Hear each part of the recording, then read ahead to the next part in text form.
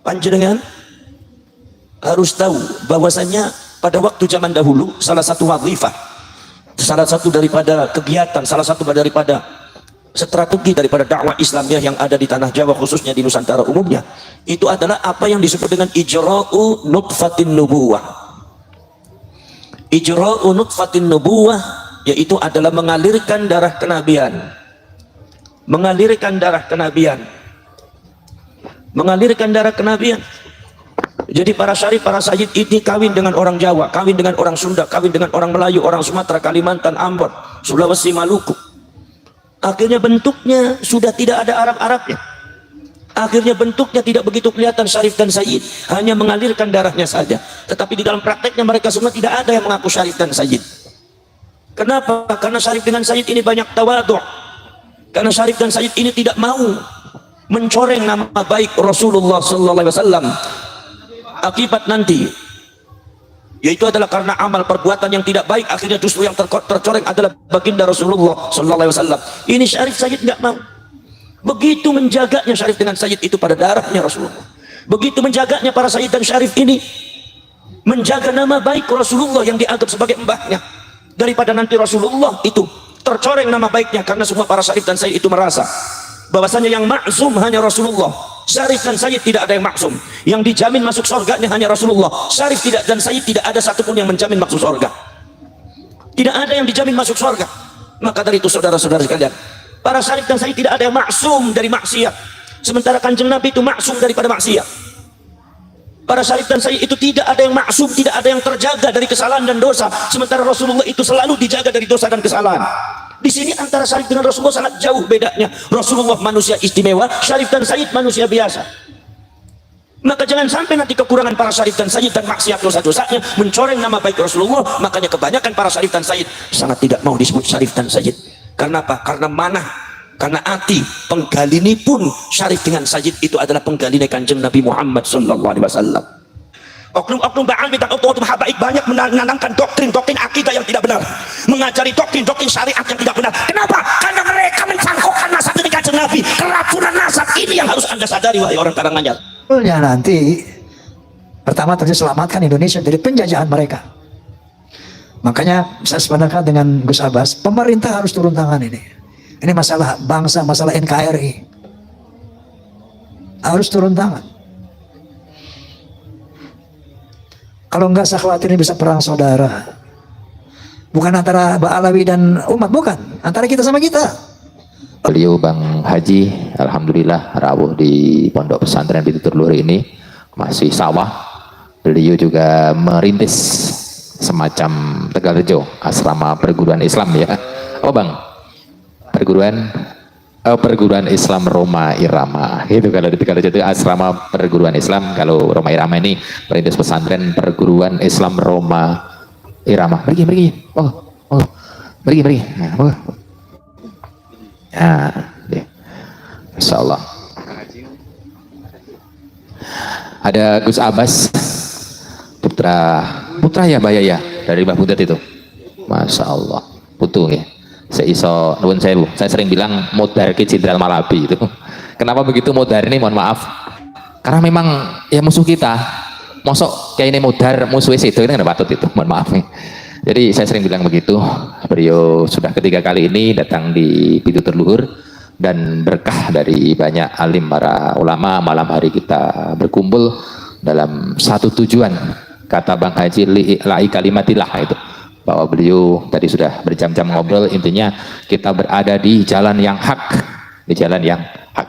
Saya kira itu sambutan saya dan kita khususnya dari pesantren. Terima kasih sekali terhadap semua pihak yang siang malam 24 jam untuk mempersiapkan acara ini, dan kami hanya bisa bilang semoga Allah membalas ibadah panjenengan semua di dunia ini dan di akhirat, dan panjenengan semua diakui oleh Hadratus Syekh Simbah Kiai Haji Hasyim Asy'ari menjadi santrinya, dan didoakan insya Allah semuanya husnul khotimah.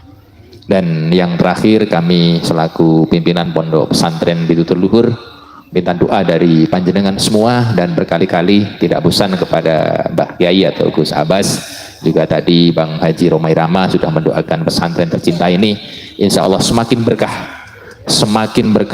dan keberkahan ini tidak hanya dirasakan oleh kami selaku keluarga, tetapi seluruh masyarakat, khususnya di Kembang. Tadi Pak Bupati bilang alhamdulillah Kembang semakin berkembang, dan insya Allah dirasakan juga berkahnya ini bagi seluruh umat Rasulullah di muka bumi ini, wabil khusus juga dari teman-teman PWI, Laskar Sabilillah, dan juga semuanya yang membela daripada martabat daripada Wali Songo di bumi Nusantara ini. Tidak saya panjang lebarkan dalam sambutan ini, oleh karena saya minta doa ini, mohon hadiah Al-Fatihah untuk hajat ini, khususnya hajat pondok ini, walaupun masih tanah, insya Allah mudah-mudahan seperti Al-Azhar di Kairo ini berusia lebih dari 1000 tahun, Allahumma amin. Bisa seperti Sidogiri berusia lebih dari 300 tahun, bisa seperti Ringin Agung sekitar 200 tahun, bisa seperti Lirboyo berusia 100 tahun lebih. Itu yang kami minta, dan keberkahan terus mengalir. Ala hadiniyah wa bisafati Rasulillah wa ala kulli niyatin sholihah. Al-Fatihah. A'udzubillahi minasyaitonir rajim. Bismillahirrahmanirrahim. Alhamdulillahirabbil alamin, arrahmanir rahim, maliki yaumiddin. Iyyaka na'budu wa iyyaka nasta'in. Ihdinas shiratal mustaqim, shiratal ladzina an'amta 'alaihim ghairil maghdubi 'alaihim waladdallin. Rabbi ighfirli wa li walidayya wa lil mu'minina amin ya rabbal alamin. Allahumma sholli ala Muhammad wa sallim. Terima kasih, banyak khilaf mohon maaf. Dan tadi saya tanya Bang Haji untuk sholawat beliau yang sering dibaca apa, sholawatnya adalah nariyah, nanti biar dikupas oleh beliau. Wallahul muwaffiq ila aqwamit thoriq. Wassalamualaikum warahmatullahi wabarakatuh. Siapa kita? NU. Apa? Siapa kita? Siapa kita? NKRI, Pancasila, Pahlawi. Allahumma sholli ala Muhammad.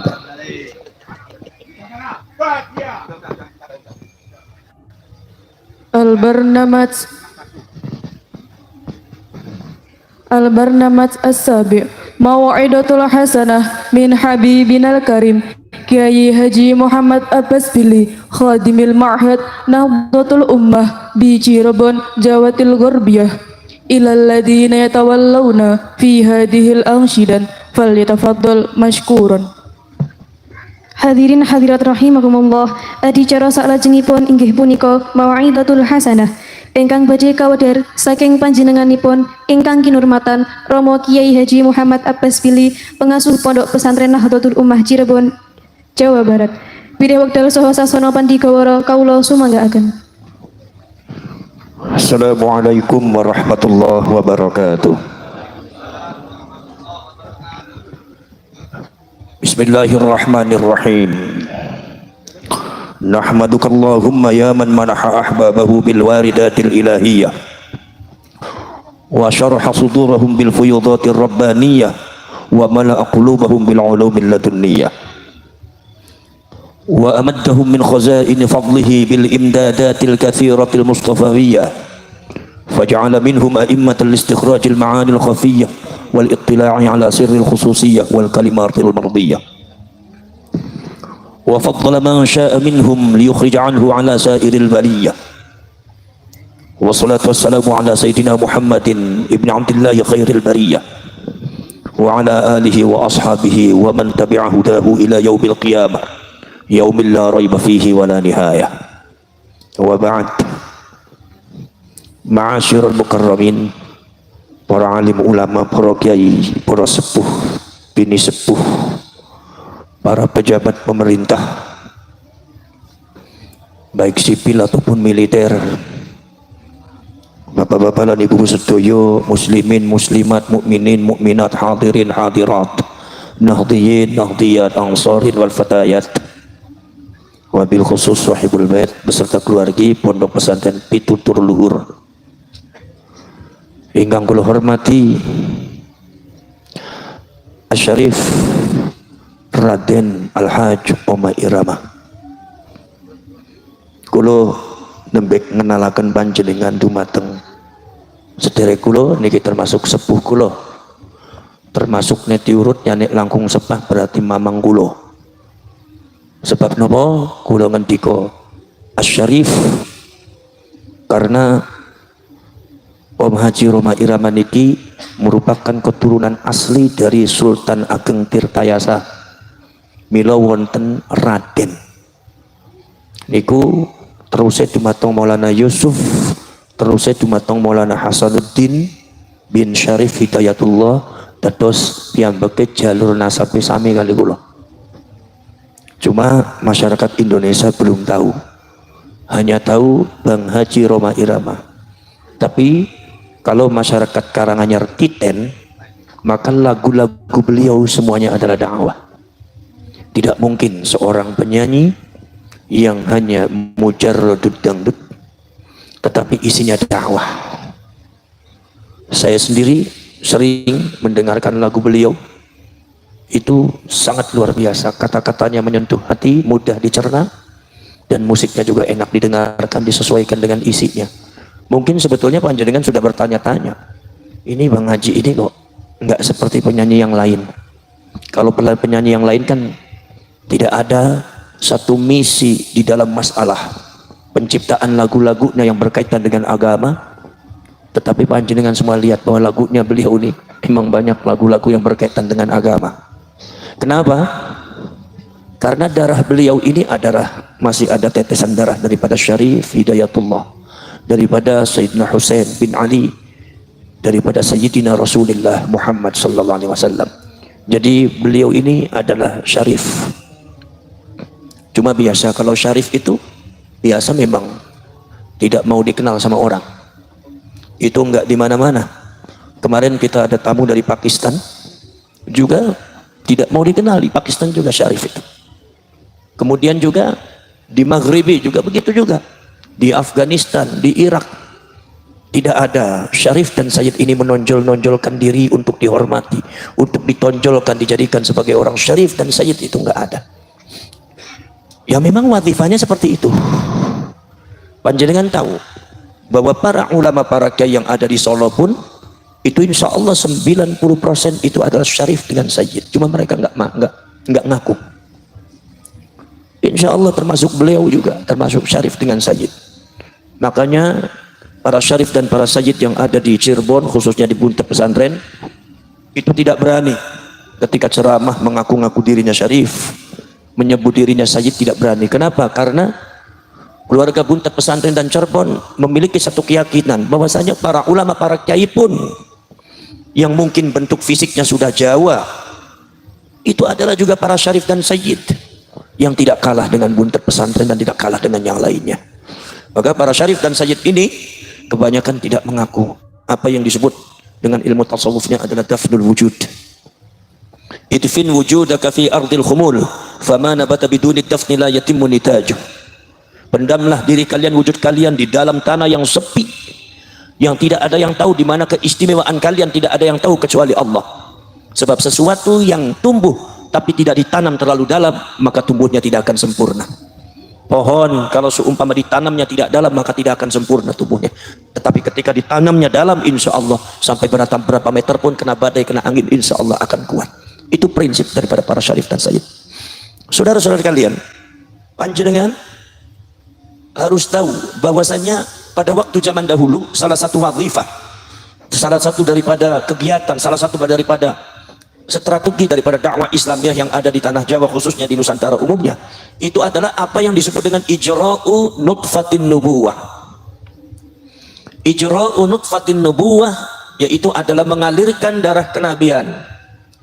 Mengalirkan darah kenabian. Mengalirkan darah kenabian. Jadi para Syarif, para Sayyid ini kawin dengan orang Jawa, kawin dengan orang Sunda, kawin dengan orang Melayu, orang Sumatera, Kalimantan, Ambon, Sulawesi, Maluku. Akhirnya bentuknya sudah tidak ada Arab-Arabnya. Akhirnya bentuknya tidak begitu kelihatan Syarif dan Sayyid, hanya mengalirkan darahnya saja. Tetapi di dalam prakteknya mereka semua tidak ada yang mengaku Syarif dan Sayyid. Kenapa? Karena Syarif dengan Sayyid ini banyak tawadhu. Karena Syarif dan Sayyid ini tidak mau mencoreng nama baik Rasulullah sallallahu alaihi wasallam. Akibat nanti, yaitu adalah karena amal perbuatan yang tidak baik, akhirnya justru yang tercoreng adalah baginda Rasulullah sallallahu alaihi wasallam. Ini Syarif Sayyid tidak mau. Begitu menjaganya Syarif dengan Sayyid itu pada darahnya Rasulullah. Begitu menjaganya para Sayyid dan Syarif ini menjaga nama baik Rasulullah yang dianggap sebagai mbahnya. daripada nanti Rasulullah itu tercoreng nama baiknya, karena semua para syarif dan sayyid itu merasa bahwasanya yang maksum hanya Rasulullah. Syarif dan sayyid tidak ada yang maksum. Yang dijamin masuk surga ini hanya Rasulullah. Syarif tidak dan sayyid tidak ada satupun yang menjamin masuk surga. Tidak ada yang dijamin masuk surga. Maka dari itu saudara-saudara sekalian, para syarif dan sayyid tidak ada yang maksum dari maksiat, sementara kanjeng Nabi itu maksum daripada maksiat. Para syarif dan sayyid itu tidak ada yang maksum, tidak ada yang terjaga dari kesalahan dan dosa, sementara Rasulullah itu selalu dijaga dari dosa dan kesalahan. Di sini antara syarif dengan Rasulullah sangat jauh bedanya. Rasulullah manusia istimewa, syarif dan sayyid manusia biasa.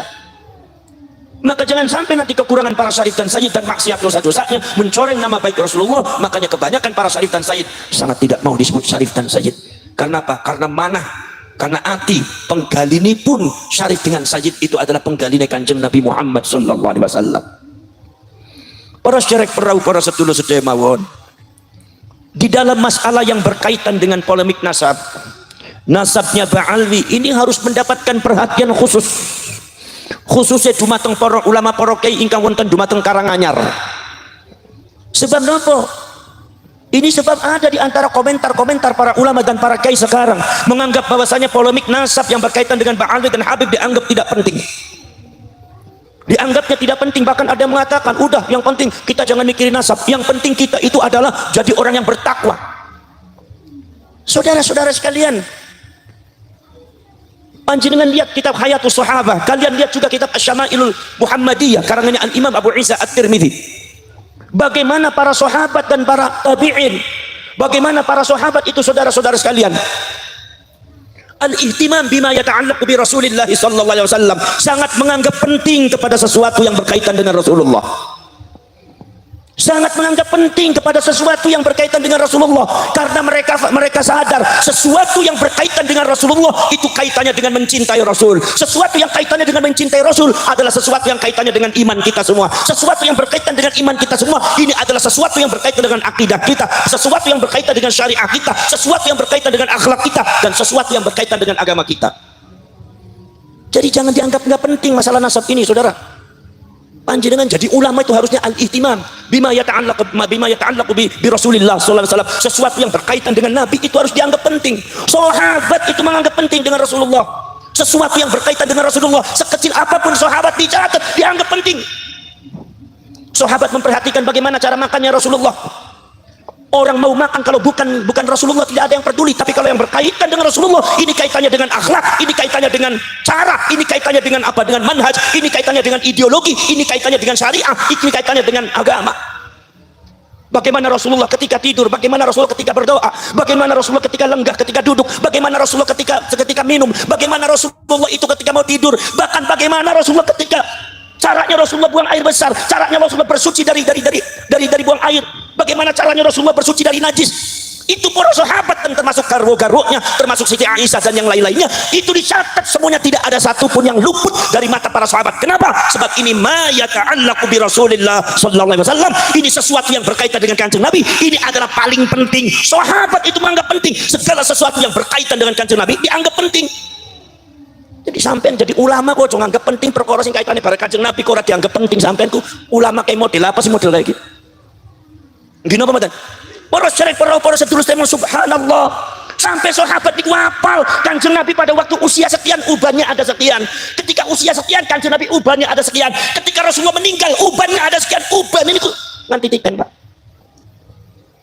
nyuwun sewu para sedulur, nganti kanjeng Nabi bagaimana berhubungan dengan garwo-garwonya. Siti Aisyah menceritakan bukan dalam rangka jorok, bukan dalam rangka pornografi, tapi ini adalah berkaitan dengan syariat, ini berkaitan dengan akhlak, ini berkaitan dengan akidah, ini berkaitan dengan agama. Sebab ini bukan makannya orang sembarangan, ini bukan duduknya orang sembarangan, ini bukan tidurnya orang sembarangan, ini tidur makannya khairil bariyah, makhluk Allah yang paling utama, harus dianggap penting. Masalah Ba'alwi Habaib ini ngaku putu, duduk putu si Tarjo, duduk putu si Bejo, iki ngaku putu kanjeng Nabi khairil bariyah, wajib diteliti, wajib ditelusuri. Ini adalah tugasnya para ulama, para kiai sebagai warasatul anbiya. Sampean jadi ulama, jadi kiai ora gelem ngurusi pensiun bae sampean jadi kiai nek. Gini apa mboten? Gini apa mboten? Jangan dianggap tidak penting Pak, sebab ini adalah kaitannya dengan syariah, ini kaitannya dengan akhlak, ini kaitannya adalah dengan apa? Dengan akidah. Makanya saudara-saudara sekalian, oknum-oknum Ba'al dan oknum habaib banyak menanamkan doktrin-doktrin akidah yang tidak benar, mengajari doktrin-doktrin syariat yang tidak benar. Kenapa? Karena mereka mencangkokkan nasab dari kanjeng Nabi. Keracunan nasab ini yang harus anda sadari, wahai orang Karanganyar. Maka dari itu jangan dianggap tidak penting. Kadang-kadang wonten iku tokoh-tokoh NC ngomong, wah orang penting, aku tahu orang ngurusi nasab. Ya Allah, apakah ini tidak menghina Rasulullah, dianggapnya nasabnya kanjeng Nabi itu disamakan dengan orang lain? Lalu bagi panjenengan itu yang paling penting apa? Ngurusi bupati, ngurusi calon gubernur, ngurusi calon presiden, proyek-proyek. Kiai zaman saya ini ngurusi kayak kue sampai sesuatu yang berkaitan kali kanjeng Nabi boten dianggap penting. Pripun sampai niku? Gina pembetan. Niki para sahabat Rasul, sesuatu yang berkaitan dengan Rasulullah itu sangat penting. Sahabat itu sangat memperhatikan sesuatu yang berkaitannya dengan Rasulullah. Nanti para sahabat Rasul Sayyidina Abu Bakar As-Siddiq ketika ditanya tentang masalah hukum syariat, maka Sayyidina Abu Bakar As-Siddiq langsung memanggil para sahabat. Siapa kira-kira yang tahu barangkali Rasulullah itu pernah dawuh kados ngeten? Ada orang yang bertanya ini, seorang nenek ini bertanya, jika di dalam Al-Quran tidak ada, di hadisnya tidak ada. Sepengetahuan saya, Rasulullah tidak pernah mengatur tentang masalah bagian nenek di dalam masalah waris. Akhirnya nenek itu meminta kebijakan kepada Abu Bakar As-Siddiq sebagai khalifah. Akhirnya nopo Abu Bakar As-Siddiq kumpulakan sedaya sahabat. Begitu sudah dikumpulkan, maka sahabat Al-Mughirah bin Syu'bah mengatakan, Rasulullah pernah bersabda di depan saya bahwa seorang nenek itu adalah bagian warisnya adalah 1/6. Apa Abu Bakar As-Siddiq padu nerima langsung? Ora. Apakah langsung diterima omongan sahabat Mughirah bin Syu'bah? Ora. Padahal sahabat Mughirah bin Syu'bah itu adalah seorang sahabat. Para ulama mengatakan sahabat itu adalah semuanya adil. Jadi la yumkinu kidbuhu, orang mungkin bohong. Tetapi karena ini berkaitan dengan dawuhnya Rasulullah, sahabat Mughirah bin Syu'bah lingkungan dikit tentang masalah dawuh kanjeng Nabi, maka Abu Bakar As-Siddiq menyumpah beliau, sumpah. Sahabat disumpah. Apa sebabnya? Al-ihtimam bima yata'allaqu bihi bi Rasulillah sallallahu alaihi wasallam. Menganggap penting sesuatu yang berkaitan dengan kanjeng Nabi. Sahabat itu, Pak. Masya Allah. Sayyidina Umar bin Khattab kuduana saksi nih. Jadi Abu Bakar As-Siddiq disumpah kuduana saksi, Sayyidina Ali disumpah kuduana saksi. Ini kenapa? Karena ini berkaitan dengan mengatasnamakan dawuh kanjeng Nabi. Milo kuduana sumpah, milo kuduana saksi. Mi orang anak sumpah, orang anak saksi, orang bakal diterima bareng Abu Bakar As-Siddiq, orang bakal diterima di batang Sayyidina Ali, orang bakal diterima di batang Sayyidina Utsman, orang bakal diterima di batang Sayyidina Umar. Kenapa? Inilah al-ihtimam bima yata'allaqu bi Rasulillah sallallahu alaihi wasallam. Ihtimam yaitu adalah menganggap penting sesuatu yang berkaitan kali kanjeng Nabi Muhammad sallallahu alaihi wasallam. Ini Ba'al bihabaib, ini mengaku cucunya Rasulullah dengan nasab-nasab yang susah dimasuk akal. Orang masuk akal susah dijadikan apa, susah dibahasnya, buktinya tidak ada. Kitab-kitabnya kadang-kadang banyak yang tidak benar, cerita-ceritanya banyak yang bohong. Ini wajib dibahas oleh ulama-ulama Indonesia dan wajib pemerintah itu turun tangan dalam masalah ini. Kalau seandainya ternyata nasab daripada Ba'alwi itu tidak benar, mencangkokkan kepada Rasulullah, sementara bangsa Indonesia masih ada yang meyakini, maka ini yang berdosa bukan orangnya saja, ulama, kiai dan pemerintah dosa kabeh. Rasulnya wong Islam tapi orang peduli marang Nabi ini. Mungkin apa betul? Dibahas. NU ini kudu bahas. Ngadakan bahsul masail, Kiai Madudine diundang. Kabeh ini kalau dibahas kabeh ini bagaimana nih? Karena apa? Ini masalah berkaitan dengan Rasulullah. Ojo bilang Habib, ojo bilang Ba'alwi. Ini tidak ada kaitannya dengan benci, tidak benci. Ini tidak ada kaitannya dengan adu domba. Ini tidak ada kaitannya dengan sengit ketingling uang orang. Dalam rangka mencari fakta kebenaran bagaimana? Karena ini berkaitan dengan Rasulullah. Nek wong ngaku putuhe wong liya. Ya orang nana sing peduli tapi lang anturana wong ning Karanganyar aku putuhe Mbah Hasyim Asy'ari. Setikat Mbah Hasyim Asy'ari bae kudu ditelusuri, wajib. Doktrin daripada Ba'alwi dan habaib yang banyak menyesatkan masyarakat itu berawal muncul daripada mentalitas mereka yang mengaku dirinya cucunya Rasulullah. Insyaallah nanti masalah itu nanti Om Haji mau menyerangkan masalah itu nanti. Beliau sangat punya data-data yang lengkap. Saudara-saudara sekalian, makanya saya hanya membuka saja. Saya hanya mengutuk hatinya panjenengan sedoyo. Jangan sampai membiarkan umat dalam kesesatan. Jangan sampai membiarkan umat bingung. Al-ulama warathatul anbiya. Ulama itu pewarisnya para nabi. Kalau nabi Rasulullah SAW dan Al-Quran itu tujuannya untuk mengklarifikasi sesuatu kemungkaran dan kebatilan yang pernah terjadi di kalangan masyarakat, maka para ulama juga harus mengklarifikasikan. Ulah bari tanglet. Panjenengan iku kitab-kitab napa? Al-Qur'an. Nabi ini nabi sapa? Kanjeng Muhammad sallallahu panjenengan moko dumateng setiap kitab Siratun Nabawiyah bi'tsatu Muhammadin dibangkitakan kanjeng Nabi Muhammad ini fungsi apa? Fungsinya nopo? Nopo apa mung kanjeng Nabi cuma hanya mengajari akhlak? Ora. Apa mung kanjeng Nabi cuma menambahkan syariat? Ora. Nopo mung kanjeng Nabi cuma mengajarkan akidah? Ora.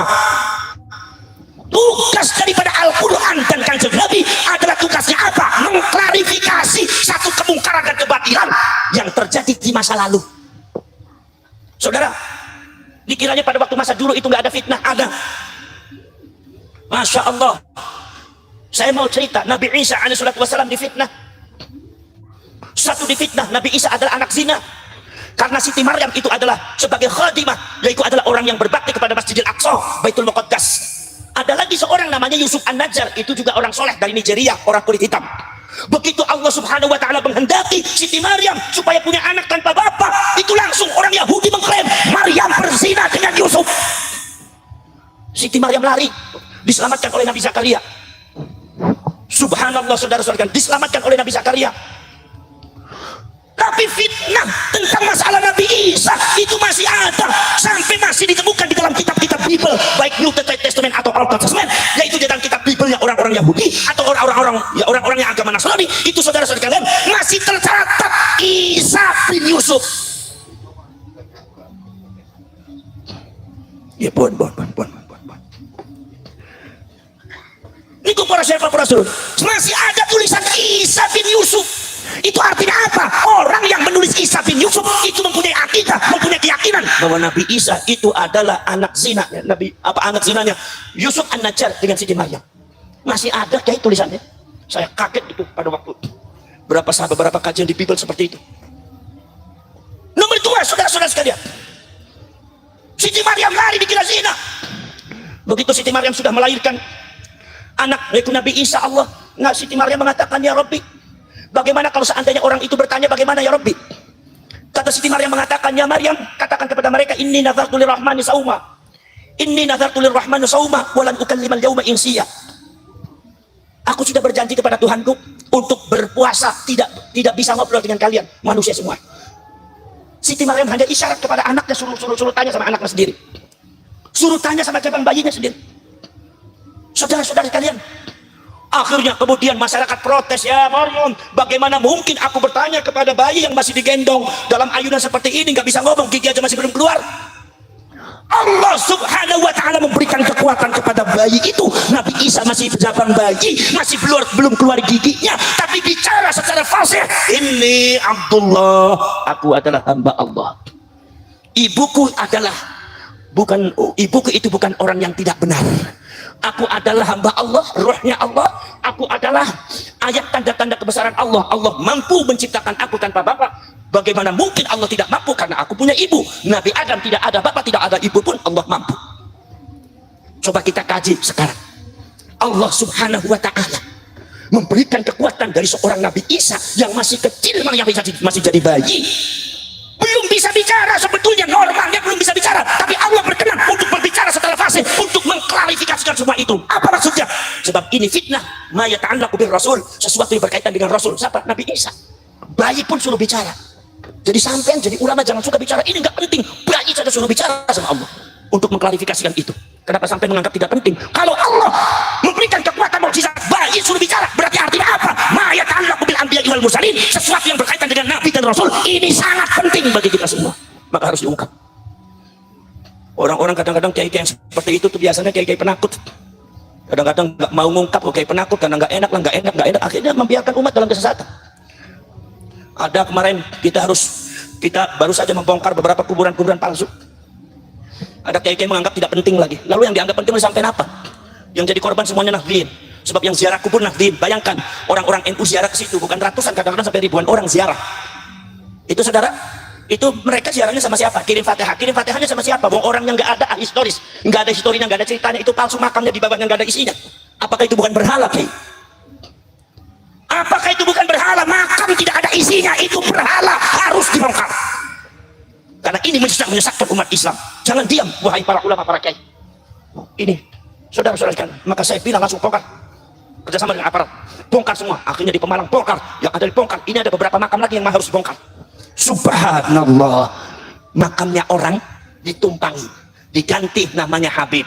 Kemudian juga ada lagi makam baru yang tidak ada isinya, ditulisnya makamnya Habib. Jangan menutup mata sampean.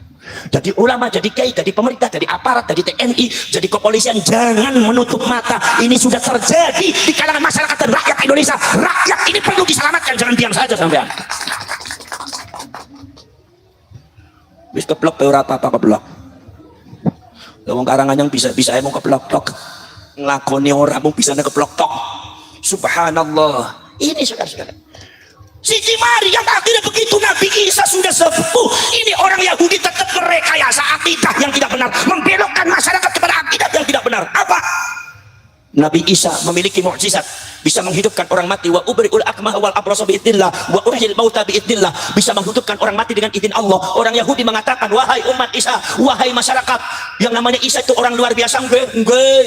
Kali ini membelokkannya bukan atas nama benci kepada Nabi Isa, tetapi atas nama cinta kepada Nabi Isa. Atas nama benci kepada Nabi Isa, umatnya Nabi Isa banyak yang selamat, tapi atas nama cinta kepada Nabi Isa dibelokkan akidahnya. Banyak umatnya Nabi Isa yang tidak selamat ketika dibelokkannya atas nama cinta.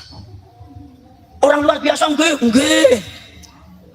Yang namanya Isa itu bisa menghidupkan orang mati. Orang biasa tidak mungkin bisa menghidupkan orang mati. Kalau Isa bisa menghidupkan orang mati, berarti Isa manusia luar biasa enggak.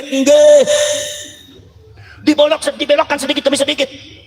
Yang namanya Isa itu manusia mengandung Tuhan. Kenapa? Karena Isa bisa menghidupkan orang mati.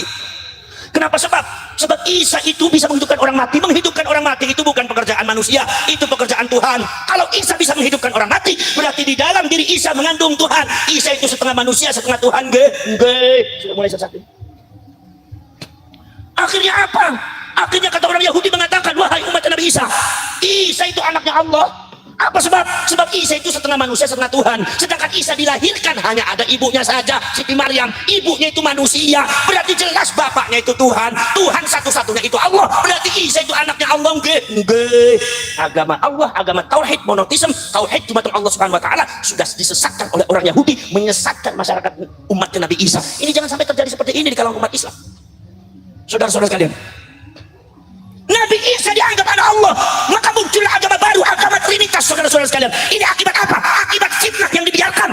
Maka turunlah Al-Quran, turunlah Rasulullah dalam rangka apa? Mengklarifikasikan tentang masalah Nabi Isa. Ungkap dalam masalah surat Maryam, diungkap semuanya. Termasuk Nabi Isa dipanggilnya Ibnu Maryam, anaknya Maryam, bukan anak saya.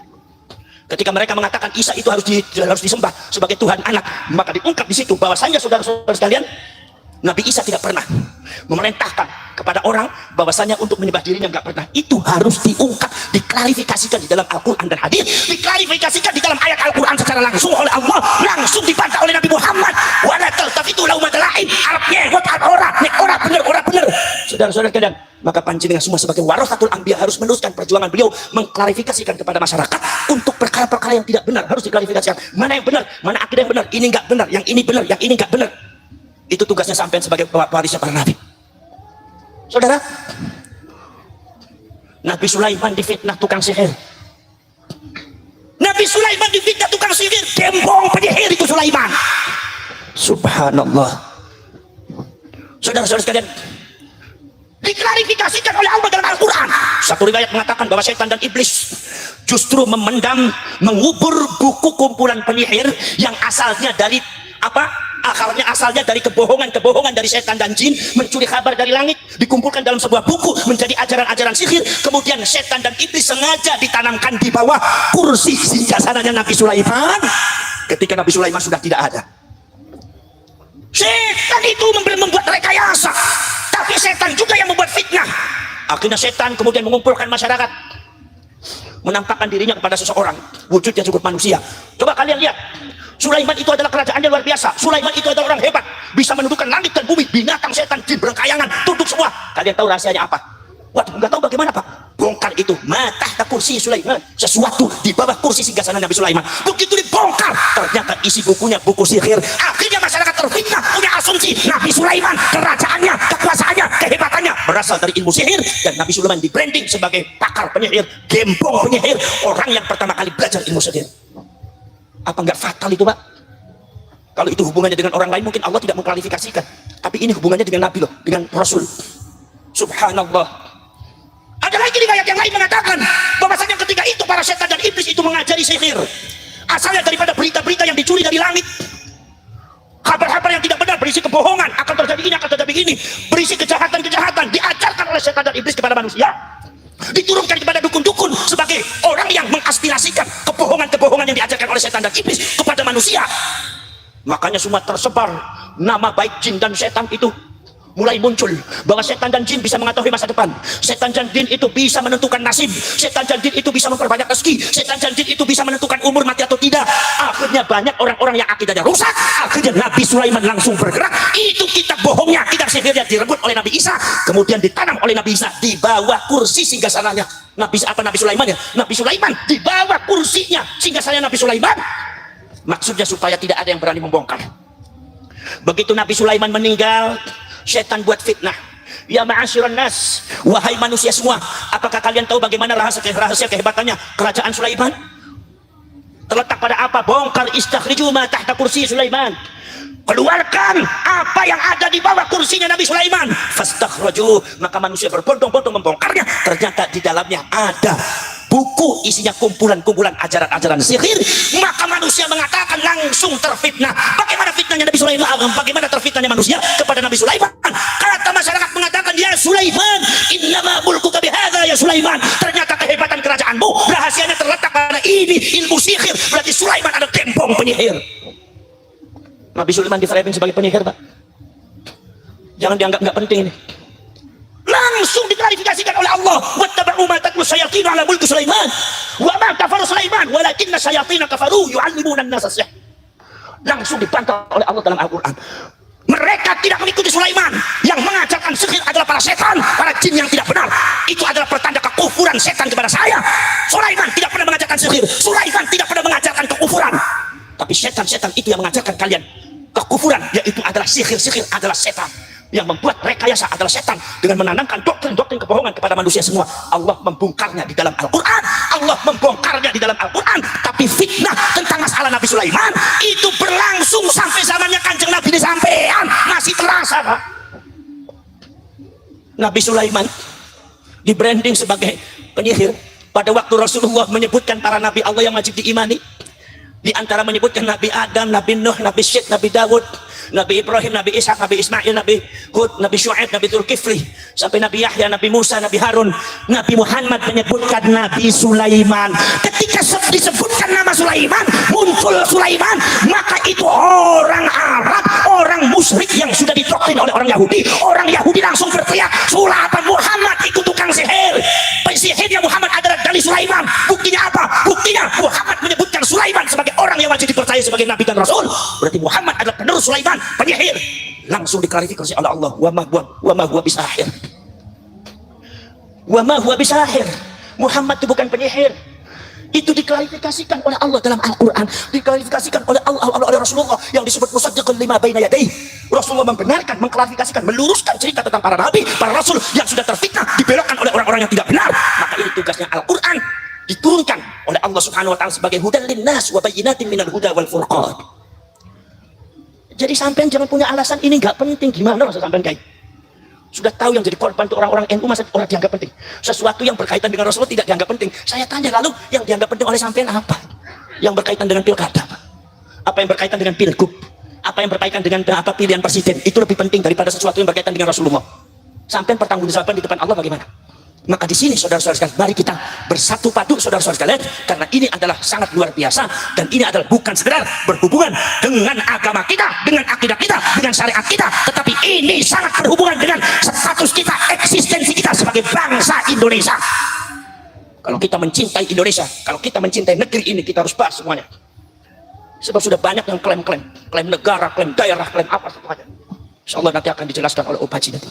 Saudara-saudara sekalian, bahwasanya itu, maka saya di sini hanya membuka saja, tidak panjang lebar, tidak elok kiranya di samping kesepuhan kita banyak berbicara dan berpanjang-panjang lebar. Selanjutnya kita dengarkan bagaimana uraian daripada kesepuhan kita ini. Itu adalah Syarif Raden Haji Omah Irama. Mudah-mudahan ada manfaatnya. Tapi saya minta kepada panjenengan semua, ini adalah tugas para ulama, para kiai di dalam rangka menyelamatkan umat. Jangan sampai umat itu tetap dalam kebodohan, tetap dalam kesesatan, tetap dalam bergelimang dosa dan maksiat. Saudara-saudara sekalian, dari saya cukup sekian saja. Assalamualaikum warahmatullahi wabarakatuh.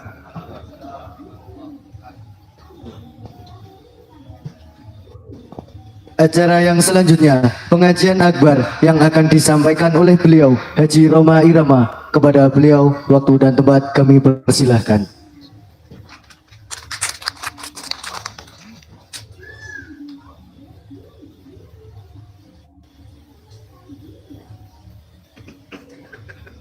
Bismillahirrahmanirrahim. Assalamualaikum warahmatullahi wabarakatuh. Bismillahirrahmanirrahim. Alhamdulillahilladzi hadan nasa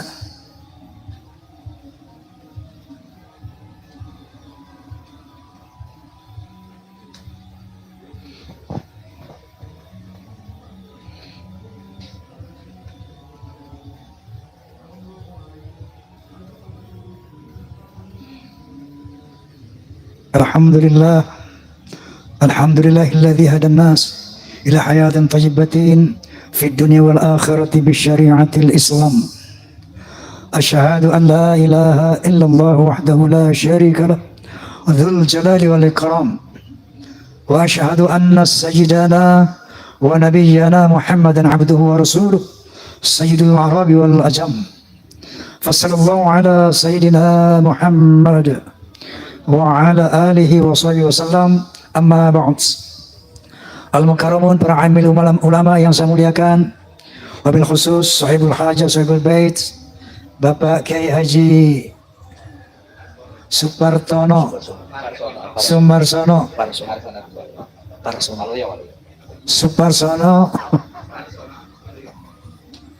Waluyo. Mohon maaf Kiai, baru ketemu hari ini soalnya. Di pesantren pitutur luhur yang luar biasa ini. Yang kedua, sahabat saya Kiai Haji Abbas Pleret, Buntet Pleret, Buntet Cirebon, Nyefot Pleret ini. Dan para kiai sedaya yang nun sewu, saya tidak bisa sebutkan satu persatu. Para pejabat sipil TNI maupun Polri yang saya hormati, tak lupa saya sampaikan Forum Silaturahmi Takmir Masjid dan Musala Indonesia, Fahmi Tamami, juga PAMDI, Persatuan Artis Musik Dangdut Indonesia. Dan saya mau tanya, di sini ada fans Roma Irama enggak? Ada fans Soneta enggak? Nah, itu fans Roma and Soneta disingkat Forza. Kalau saya bilang Forza, bisa bilang keren, bisa? Forza. Allahumma salli ala Muhammad.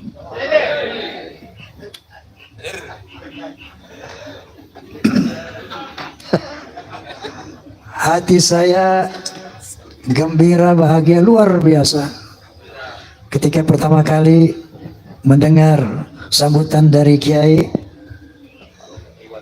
Waluyo yang dahsyat luar biasa. Kemudian bertambah lagi bahagia saya mendengar ungkapan yang holistik, komprehensif mengenai perlunya, pentingnya kita membahas masalah yang berkaitan dengan Rasulullah Sallallahu Alaihi Wasallam yang disampaikan oleh Gus Abbas Buntet Cirebon tadi. Sehingga saya tidak punya bahasa lagi untuk berceramah pada malam hari ini. Namun, kenapa? Kalau nyanyi nanti sama soneta, tidak ada Roma tanpa soneta, tidak ada Roma, tidak ada soneta tanpa Roma. The sound of Muslim, the voice of Muslim. Hadirin, baik, saya ingin cerita saja bagaimana kronologi sehingga sampai saya kepada satu keyakinan hakul yakin bahwa Ba'alawi bukan keturunan Nabi Sallallahu Alaihi Wasallam. Ini ceritanya panjang sekali, 50 tahun ke belakang. Waktu itu usia saya masih 20 tahun dan saya sudah tampil sebagai, ya katakanlah, penceramah muda. Saat itu adalah satu majelis ta'lim di Masjid Ar-Rahmah, Tebet Timur, Jakarta Selatan. Pembicaranya ada satu Habib dan saya mewakili pemuda masjid, seperti itu kira-kira. Ini sosok Habib ini bercerita seperti ini. Kalau ada Habib yang berzina, yang mabuk-mabukan, yang berjudi, mencuri, jangan kata apa-apa. Nah ini Habib orang Betawi memang. Kalau bahasa Jawa jangan kata apa-apa, ojo muni apa-apa. Menengai. Kenapa? Mereka adalah cucu Rasulullah. Mereka itu ahli surga. Rasulullah SAW pemegang kunci surga. Tentunya setelah beliau masuk, pasti yang diutamakan adalah keluarganya, keturunannya.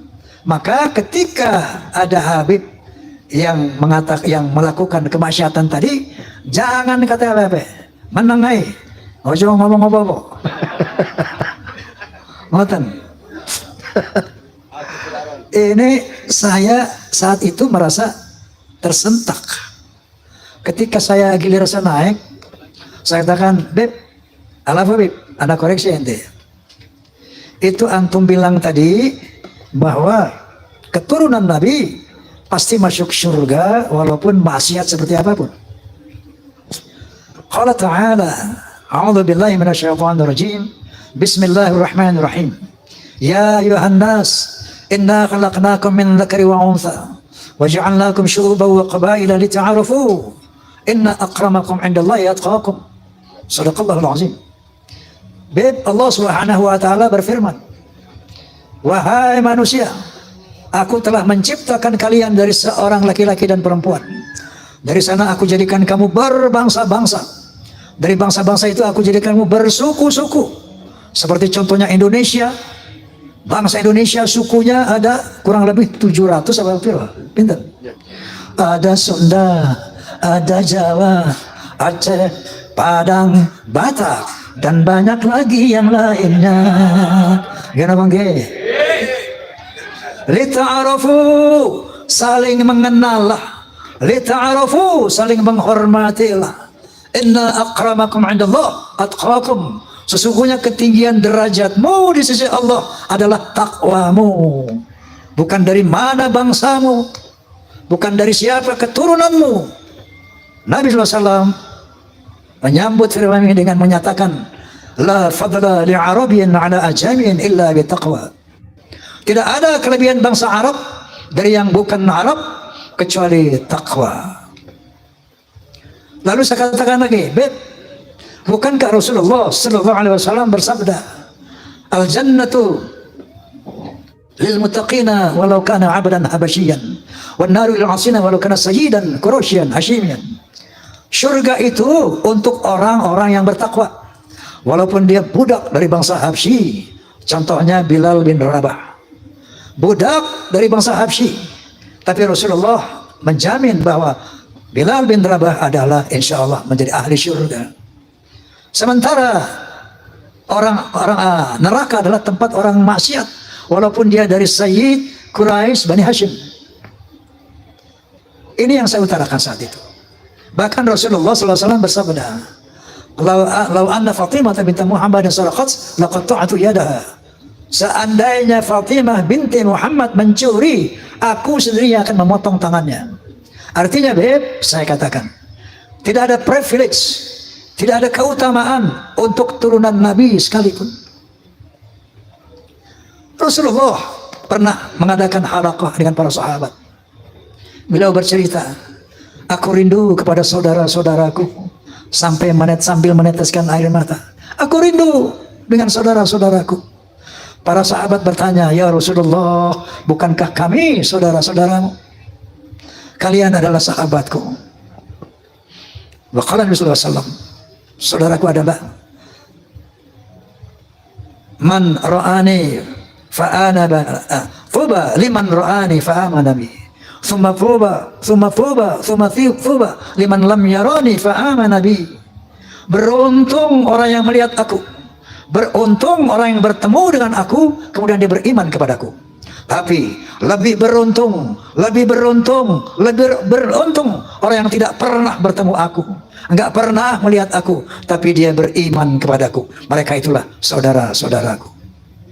Allahumma shalli ala Muhammad. Kalau kita ini 1500 tahun kurang lebih nggak pernah jumpa Nabi, nggak pernah melihat Nabi, tapi kita beriman kepada Nabi, itulah saudara-saudara Nabi.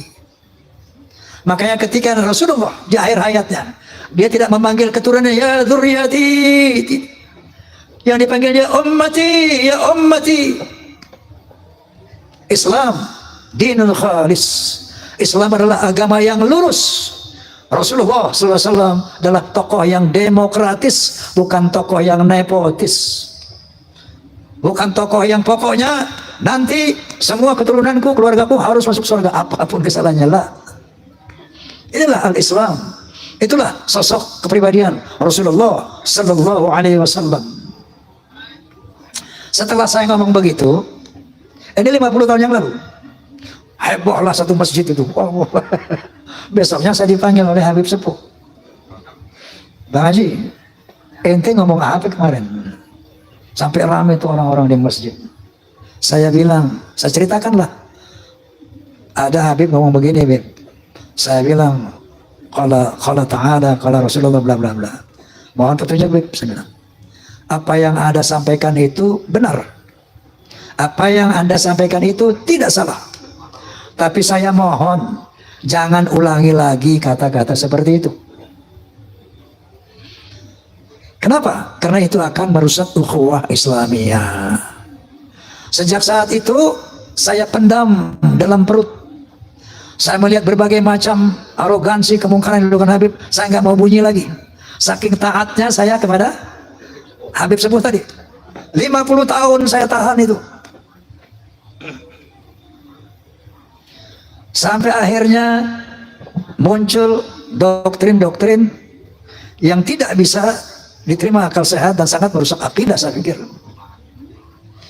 Itu leluhur kami Al-Faqih Muqaddam, Mi'raj satu malam 70 kali. Astaghfirullahaladzim. Rasulullah Sallallahu Alaihi Wasallam hanya diizinkan Allah Mi'raj ke Sidratul Muntaha seumur hidup 1 kali. Ketika ada orang mengatakan bahwa moyang kami bisa Mi'raj 1 malam 70 kali, ini telah merendahkan Rasulullah, telah menghina Rasulullah Sallallahu Alaihi Wasallam. Ada lagi berita-berita khurafat. Leluhur kami kalau tidak malu sama Allah dapat memadamkan api neraka cuma dengan kelingking. Inna lillahi wa inna ilaihi raji'un. Kalau tadi menghina Nabi, sekarang menghina Allah Subhanahu wa ta'ala. Banyak cerita-cerita khurafat yang lainnya. Ada seorang tukang kacang namanya Sulaiman. Ini tukang kacang sangat cinta sama habaib. Kalau habaib minta kacangnya dikasih semuanya. Saking cintanya sama habaib. Man minta kacang dikasih semua, man minta kacang dikasih semua. Satu saat si Maman mati.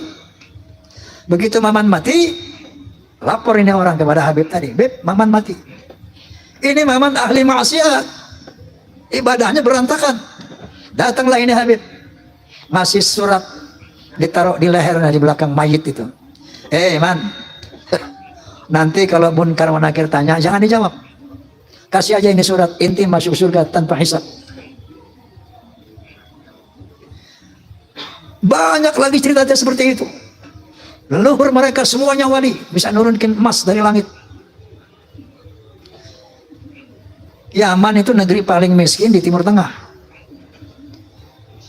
Bagaimana kita percaya dia bisa nurunin emas dari langit? Masya Allah, ini gue nopo. Banyak khurafat-khurafat yang mengajarkan. Ya. Nah, ini membuat satu faktor menguatnya saya, keraguan saya tentang apa iya cucu Nabi ini kayak begini. Muncullah baru tesis Kiai Haji Imaduddin Utsman Al-Bantani. Muncul apa beliau? Gus Abbas Cirebon Buntet. Saya nggak mengerti ilmu nasab, tapi saya tidak bodoh-bodoh amat untuk meneliti apa yang diuraikan oleh Kiai Haji Imaduddin Utsman.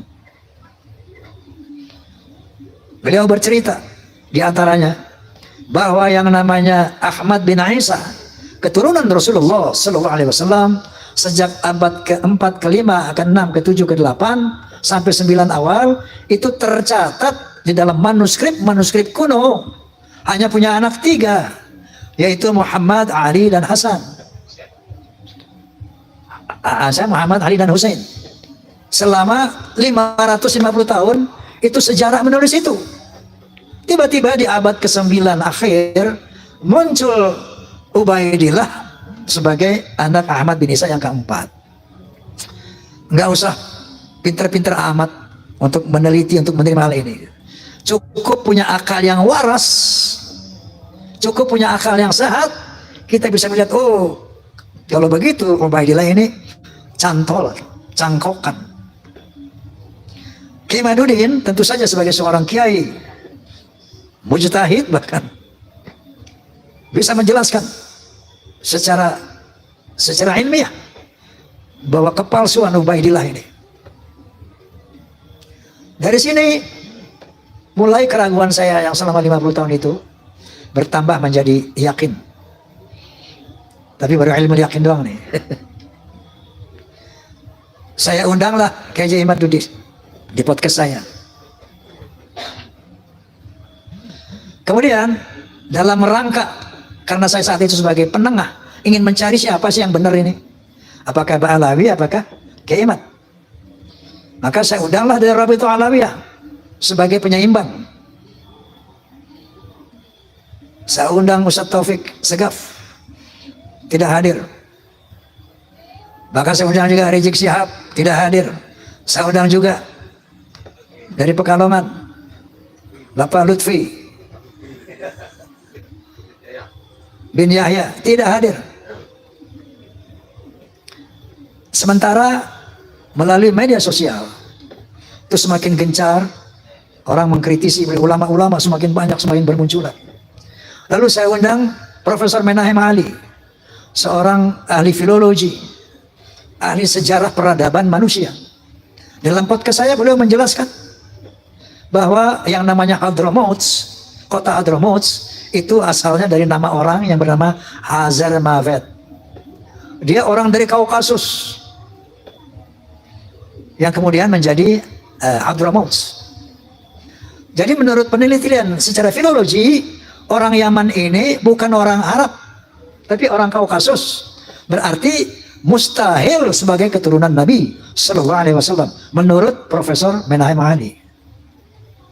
Kemudian saya undang lagi Dr. Sugeng Sugiharto dari BRIN. Beliau ahli ahli DNA itu, ahli genetika. Bercerita panjang lebar secara ilmiah, maka bertemulah istilah haplogrup J1 dan haplogrup G. Mereka menjelaskan, beliau menjelaskan panjang lebar bla bla bla bla bla, bahwa subhanallah, subhanallah, subhanallah, ternyata Allah telah mempersiapkan segala sesuatunya, termasuk menjaga kesucian keturunan para nabi. Ternyata DNA-nya itu sudah ditanamkan di dalam setiap manusia. Secara ilmu genetika, haplogrup Nabi SAW adalah J1.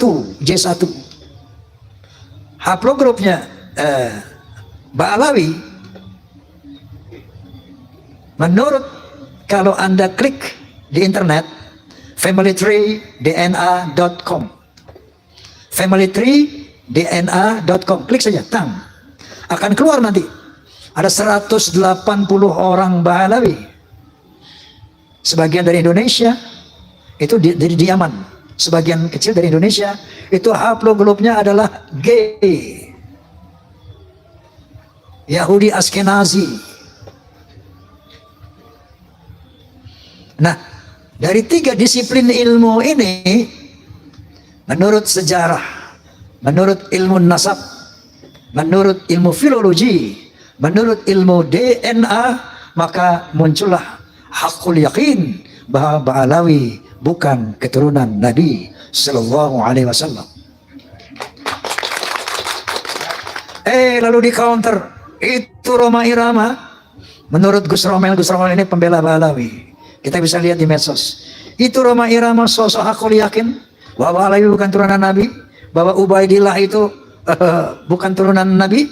Memangnya dia pernah melihat pernikahan Ubaidillah? Memangnya dia pernah melihat persemaian Ubaidillah? Mel, saya bilang. Ente percaya nggak Muhammad bin Abdullah adalah Rasulullah? Kalau ente nggak percaya, kafir ente. Pertanyaannya, apakah anda pernah melihat Muhammad dilahirkan? Apakah anda pernah melihat Muhammad menerima wahyu dari Jibril alaihissalam? Iqra bismi rabbikal ladzi khalaq, khalaqal insana min 'alaq, wa rabbul akram alladzi 'allama bil qalam 'allama ma lam ya'lam. Apakah anda menyaksikan itu? Untuk meyakini Rasulullah, untuk meyakini Muhammad sebagai Rasulullah, itu nggak perlu kita melihat beliau menerima wahyu. Cukup dengan statement keterangan dari Allah Subhanahu wa taala, yaitu Al-Qur'anul Karim. Cukup dari hadis-hadis Rasulullah yang disampaikan oleh para muhaddits. Begitu juga keyakinan kita bahwa Ba'alawi bukan keturunan Nabi, Ubaidillah bukan keturunan Nabi, cukup dengan ilmu-ilmu tiga ilmu tadi. Nah, dia tanya, bagaimana Roma Irama yakin? Saya katakan satu contoh. Saya yakin kepada Allah Subhanahu wa taala tentang eksistensinya sebagai Tuhan, eksistensinya yang serba maha, itu dengan dua hal. Pertama, ayat qauliyah Al-Qur'anul Karim. Yang kedua, ayat kauniyah, ciptaan Allah ini. Ayat qauliyahnya diantaranya firman Allah Subhanahu wa taala, innani anallah la ilaha illa ana fa'budni wa aqimis salata li dzikri. Sesungguhnya akulah Allah, tidak ada Tuhan selain aku, maka sembahlah aku dan tegakkanlah salat demi mengingatku. Itu satu, saya bilang. Banyak lagi surat Ayatul Kursi, banyak lagi sebagai ayat-ayat qauliyah firman Allah Subhanahu wa taala. Yang kedua, ayat kauniyah alam semesta ini. Qala ta'ala, inna fi khalqis samawati wal ard wa ikhtilafil laili wan nahar wal fulki allati tajri fil bahri bima yanfa'un nas wa ma anzalallahu minas samai min ma'in fa ahya bil ardi ba'da mautiha wa batha fiha min kulli dabbah wa tasrifir riyahi wa sahabil musakhkhari baina samai wal ard la ayatin liqaumin yaqilun. Shadaqallahul azim. Sesungguhnya pada penciptaan langit dan bumi, pada pergantian siang dan malam yang begitu teratur, bisanya kapal-kapal berlayar di lautan dengan membawa hal-hal yang bermanfaat buat manusia, turunnya air dari langit, air hujan, dengan air itu dihidupkan bumi yang mati, ditebarkannya berbagai macam binatang melata di muka bumi, terjadinya pergeseran awan dan angin di antara langit dan bumi. Itu bukti tentang keberadaan Allah bagi orang-orang yang berakal. Jadi dari ayat qauliyah dan ayat kauniyah ini muncullah hakul yakin, la ilaha illallah, tidak ada Tuhan illallah kecuali Allah. Begitu juga ketika saya meyakini Ba'alawi bukan turunan Nabi, ayat qauliyahnya adalah dari tesis Kiai Imaduddin Utsman, kemudian dari filologi, dan ayat kauniyahnya DNA. Jelas apa jelas? Oh iya. Jelas apa jelas? Saya mau tanya, Anda pun yakin tidak bahwa Ba'alawi bukan turunan Nabi? Yakin apa tidak? Alhamdulillah. Allahu Akbar. Allahumma salli ala Muhammad. Masya Allah, Masya Allah. Di qaumi yaqilun. Kalau makanya Allah SWT mengatakan gunakan akal, afala tatafakkarun, gunakan pikiran, gunakan akal.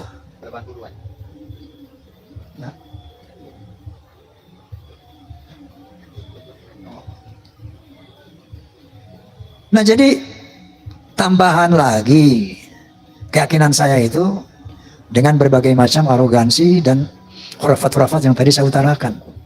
Lengkap sudah hakul yakin saya. Nah, kemudian saya ingin berbagi pengalaman. Tempoh hari saya dakwah di daerah Jambi, Sumatera Selatan, Tablighul Akbar. Itu kiai-kiai banyak mengatakan, Bang Haji, kami di belakang Bang Haji. Saya pengen sih dia di depan saya, bukan di belakang ya.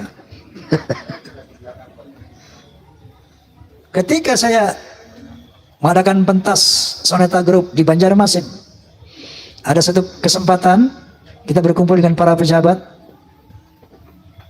Salah satu pejabat daerah mengatakan, Bang Haji, saya yakin bahwa sebagian besar rakyat Indonesia sama dengan Bang Haji. Allahumma sholli ala Muhammad. Allahu Akbar.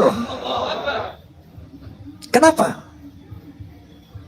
Karena mereka sejak ratusan tahun melihat fenomena ini. Terakhir dalam podcast saya bahwa kita bangsa Indonesia tidak boleh diam melihat fenomena ini. Kenapa? Ada indikasi mereka mau menjajah Indonesia. Indikasinya jelas sekali. Ada yang bagian memasukkan kuburan. Di mana-mana dibikin kuburan-kuburan palsu. Alhamdulillah, menurut keterangan beliau juga sudah banyak yang dibongkar. Ada kuburan-kuburan keramat seperti di Madura, kita lihat di YouTube. Sudah lama sebagai nama orang itu tiba-tiba ditambah namanya menjadi ada ba'alwinya gitu. Asegaf.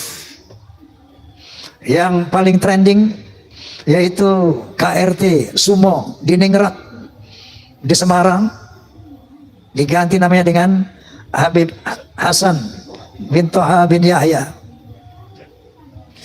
Kuburan-kuburan palsu, Masya Allah, seluruh Jawa, di Kalimantan banyak sekali ternyata. Ini ternyata strategi pertama untuk memberikan kesan kepada bangsa Indonesia bahwa itu lihat para habaib lah yang datang ke sini dan menjadikan orang-orang Islam ini, menjadikan orang menjadi Islam. Oleh karena itu Wali Songo pun diklaim sebagai Ba'alawi. Strategi pertama. Yang kedua, berita-berita khurafat, dongeng-dongeng khurafat. Untuk apa? Untuk menaklukkan hati umat Islam yang tidak berpikir. Ini yang namanya Ba'alawi leluhurnya luar biasa, bisa hijrah Mi'raj 70 kali, bisa memadamkan api neraka yang nggak pakai akal. Itu sesuatu yang luar biasa dan dahsyat. Mereka pun menjadi takluk, tunduk, siap diperintah apapun. Tujuannya itu. Dan yang lainnya, ada yang membuat provokasi-provokasi. Saya bersama rakyat, kita dengan rakyat. Jangan coba-coba ganggu rakyat, seakan-akan berpihak kepada rakyat. Ada lagi provokator. Asah golokmu, asah pedangmu, asah celuritmu. Dia mengadu domba kita pribumi, sementara mereka akan memetik hasilnya. Faham apa tidak ini? Halo? Faham? Sehingga akhirnya mereka bisa bilang, Jawa adalah pintu tarim, Indonesia milik Aulia Tarim. Inna lillahi wa inna ilaihi raji'un. Saya sebagai putra Indonesia, was-was, ngeri. Dan ini ternyata doktrin-doktrin ini tidak sembarangan. Klaim-klaim mereka sebagai keturunan Nabi ternyata ada tujuan-tujuan untuk menguasai Indonesia. Ibu Pertiwi menangis ratusan tahun karena dijajah oleh Belanda, dijajah oleh Jepang. Baru beberapa puluh tahun merdeka, tiba-tiba ada gejala lagi, kita mau dijajah oleh penjajah berjubah. Naudzubillah min. Itu yang saya lihat, itu yang saya rasakan, itu yang saya perhatikan. Masya Allah. Saya tidak punya kepentingan. Dan sering saya katakan, apapun yang saya ucapkan ini bukan berdasarkan kebencian. Naudzubillah. Bukan berdasarkan saya punya kepentingan. Dasarnya qulil haqqa walau kana murra. Dasarnya adalah wa tawassaw bil haqq wa tawassaw bis sabr. Dasarnya adalah demi menyelamatkan akidah, demi menyelamatkan Indonesia dari penjajahan dan perbudakan spiritual dan politik. Allahu Akbar. Nah jadi padahal yang namanya Ustadz Rizik Syihab, Ustadz Masya Allah, itu mereka semua sahabat-sahabat saya sejak muda itu. Sampai saya di podcast sama beliau, saya menangis. Ya Allah, saya sedih banget ini. Saya harus mengatakan yang hak sementara mereka adalah sahabat-sahabat saya. Tapi kebenaran harus diutarakan. Sepedih apapun perasaan saya. Lalu saya katakan goalnya, satu, mari selamatkan akidah umat. Kedua, jaga Indonesia dari skenario yang terang benderang di media sosial. Terang benderang. Indonesia milik Aulia Tarim, apakah kurang jelas ini? Halo? Apakah kurang jelas tujuan mereka? Jadi ini dari dasar hati yang tulus sebagai umat Muhammad SAW dan sebagai anak bangsa Indonesia. Nah, itu dengar ya kamu tuh, penjajahan, perbudakan spiritual. Ngono loh. Tetapi karena kita sama-sama umat Islam, ini memang harus kita selesaikan. Ya. Namun goalnya nanti pertama tentu selamatkan Indonesia dari penjajahan mereka. Makanya saya sependapat dengan Gus Abbas, pemerintah harus turun tangan ini. Ini masalah bangsa, masalah NKRI. Harus turun tangan. Kalau enggak saya khawatir ini bisa perang saudara. Bukan antara Pak Alawi dan umat, bukan. Antara kita sama kita. Pak Alawi nonton. Betul nggak? Oleh karena itu, goalsnya nanti, ketika mereka dinyatakan bukan karena Nabi, tetap jaga ukhuwah Islamiyah. Wa'tasimu bihablillahi jami'an wa la tafarruqu. Tapi dalam kesetaraan. Bukan dia sebagai tuan, kita sebagai budak. No. Rakat ukhuwah Islamiyah dalam kesetaraan. Kita muliakan siapa yang berilmu. Yarfa'illahu alladhina amanu minkum walladhina utul ilma darajat. Kita muliakan siapapun yang berilmu. Tadi golongan mereka dari manapun. Dan kita muliakan orang-orang yang bertakwa. Tidak ada kemuliaan atas nasab. Sebagaimana firman Allah Subhanahu wa taala, sebagaimana dinyatakan oleh Rasulullah sallallahu alaihi wasallam. Ini harus kita perbaiki sistem sosial antara Ba'alawi dan pribumi. Kalau mau sama-sama merekat ukhuwah Islamiyah dalam kesetaraan. Jangan kami putra bangsa jadi budak-budak kalian secara spiritual ataupun secara politik. Last but not least, Rasulullah SAW punya spesifikasi dari dibandingkan dari 124.000 nabi yang diturunkan Allah. Ada 313 rasul. Semuanya misinya sama, untuk menyampaikan la ilaha illallah. Tapi ada spesifikasi Rasulullah. Di samping itu, beliau ditugaskan untuk membangun akhlak. Sebagaimana Nabi sallallahu alaihi wasallam bersabda, "Innama bu'itsu liutammima makarimal akhlaq." Sesungguhnya aku dibangkitkan untuk memperbaiki akhlak yang mulia. Oleh karena sebagai penutup, saya ingin menyampaikan satu lirik tentang akhlak. Boleh? Boleh? Tapi syaratnya Anda semua ikut nyanyi ya. Dalam berbicara harus memakai akhlak. Ketika akhlak rame-rame, oke? Oke? Dalam berbicara harus memakai akhlak. Di dalam berbusana harus memakai akhlak. Dalam rumah tangga harus memakai akhlak. Di dalam bernegara harus memakai akhlak. Manusia mulia hanyalah dengan akhlak. Manusia kan hina kalau tidak berakhlak. Harta dan jabatan tak menjadi ukuran. Gini pun ge. Gini pun ge.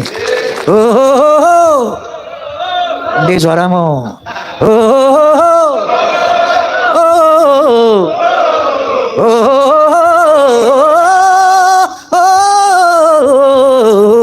Bisa?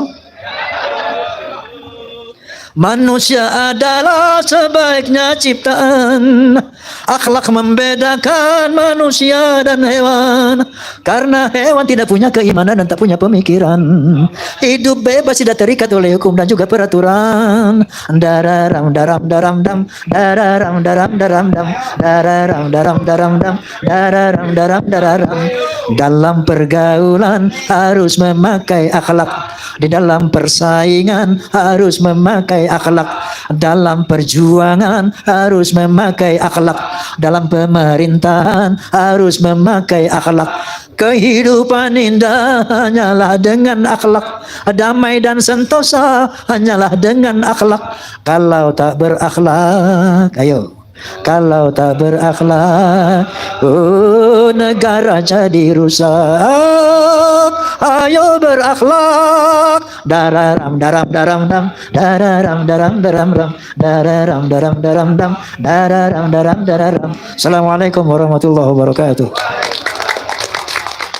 Luar biasa sekali ceramah dari Gus Abbas bersama Bang Haji Roma Irama nih teman-teman ya. Dua penceramah yang bisa menyadarkan kita tentang adanya isu-isu Balawi, bahwa Balawi itu adalah dzurriyyah Rasulullah SAW, namun sudah dibantahkan dan juga dibantah oleh Gus Abbas serta Bang Haji Roma Irama.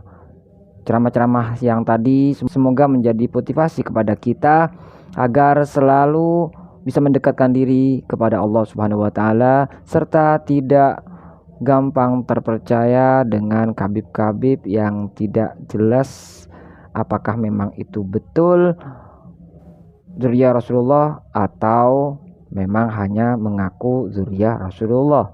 Serta tadi sudah diulas oleh Bang Haji Roma Irama bahwa yang pertama yang wajib kita jaga adalah persatuan dan kesatuan Republik Indonesia agar tidak terpecah belah, karena dari polemik ini yang terpecah belah adalah saudara-saudara kita atau umat Islam. Jika itu terjadi, na'udzubillahi min dzalik.